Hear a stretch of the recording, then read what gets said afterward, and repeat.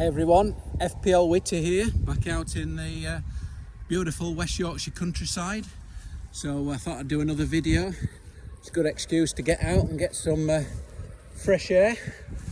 I even had my haircut for the occasion, so why not? A bargain for £6, but I do give him a few FPL tips, my barber, along the way, so why not?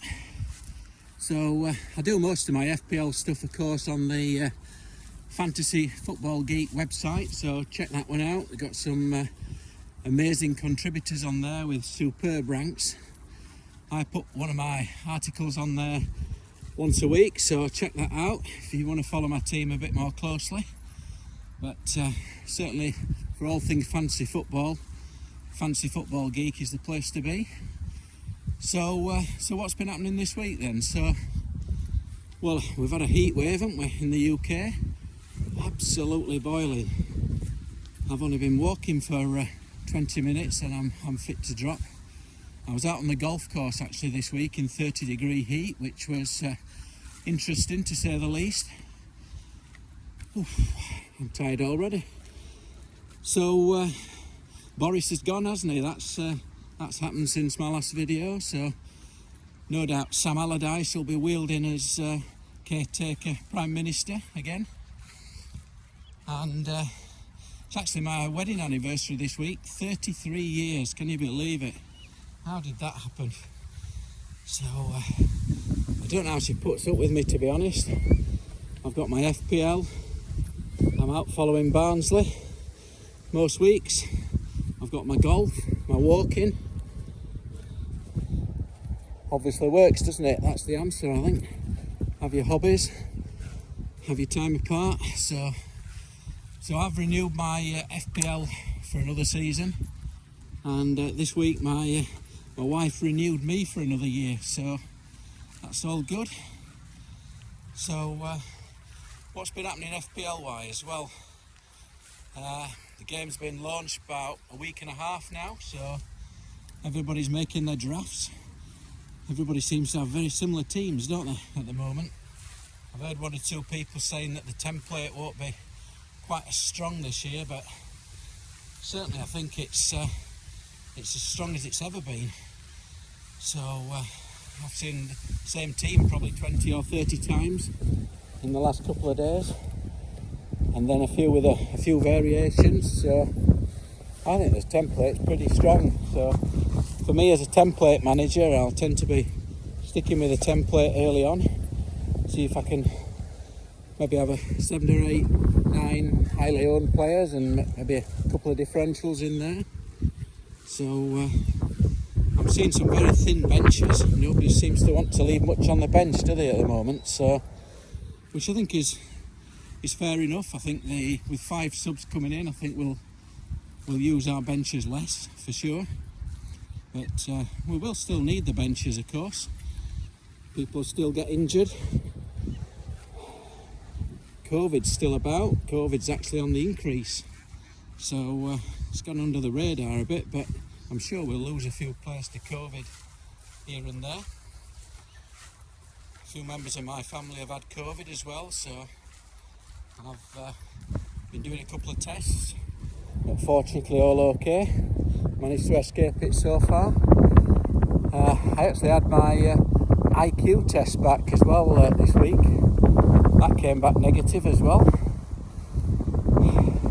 The old ones are the best, aren't they, eh?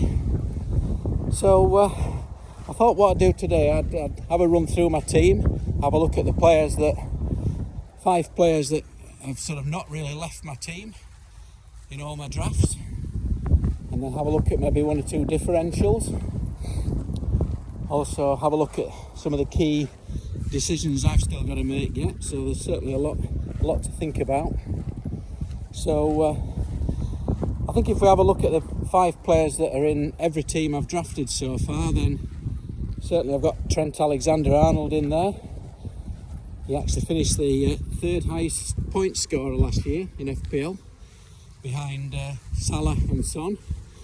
But incredibly, he's 26th in terms of the most expensive player you can buy, which incredible really, isn't it, to think that there's 20 odd players more expensive than Trent, and he's going to get you a guaranteed 200 points. I think he only got 2 goals last year, but he'll get you clean sheets, assists, bonus points. Wow. You just put him in your team, don't you? He's certainly in my team. I've seen a few people going without Cancelo, but he's been in every draft of mine. I think to a degree he's very similar to Trent. He only scored 7 points less last season. So I shall be sticking with Cancelo. I've seen a few people trying to go for cheaper options, maybe Diaz, or maybe doing something a bit different and going for the City goalkeeper, which I think is a perfectly viable option. But I think Cancelo gives you so much, doesn't he? He gives you he only got 1 goal last year, but he could have had a lot more. He'll get you clean sheets, he'll get you bonus points, assists. So I can't see myself going without Cancelo or Trent. They'll both be in my team. Definitely going to start with Mo Salah. That's a bit of a topic of debate for a few, isn't it? So when you can get Luis Diaz at 5 million cheaper, if you want to go Trent and Robertson, maybe and Diaz, go that way and not Salah. But I just can't avoid Salah in my team first week. He'll be playing Fulham first week, 60% ownership, captain favourite. So I think you need pretty strong balls of steel to not have Salah in your team week 1. So I should be going with Salah. And then the template's really strong, isn't it, at the moment? Virtually all engaged managers I've seen are going to start with Haaland, who's sort of touching 60% ownership. Arguably Harry Kane is the safer option, isn't he, really? And he's got good fixtures too, but I think 60% ownership, I'll be starting with Haaland. And with Jesus on about 55%, so it's a big gamble against the template, isn't it, if you're going to go against Haaland and Jesus. So I think that's where I'll be. So that's certainly 5 players that I'll be very surprised if they're not in my team. But there's a few differentials out there, isn't there, as well? So in terms of the areas that my team that I've still to decide on, so I think my keeper will be one of 3 players, depending on where my price points land up, really. I think if I'm down to 4.5, I'll be on Raya of Brentford. I've had a few drafts with Mendy of Chelsea. Also, well, whether I can go to Edison in goal for Man City. I think that would be a double up with Cancelo if I did, so that'd be interesting to see how all that pans out. But I think my biggest debate is Robertson or Luis Diaz, really, for that 3rd Liverpool spot. I'll be having Salah, I'll be having Trent. I do actually love Robertson, but certainly the ownership is very strikingly in favour of Luis Diaz, isn't it, at the moment, over Robertson. So that's an interesting one. I'm currently on Luis Diaz, but I'm not set on stone on that one.